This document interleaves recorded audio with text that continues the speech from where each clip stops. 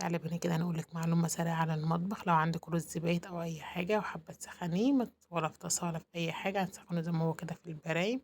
حطّوا كل برام نُص كوباية مَيّة وندخّله الفرن على نار وسط لمدة 10 دقايق، وكده بعد ما طلع معانا تعالوا نشوفه كده شايفين بيطلّع دخان كأنِك لسه عاملاه طازة،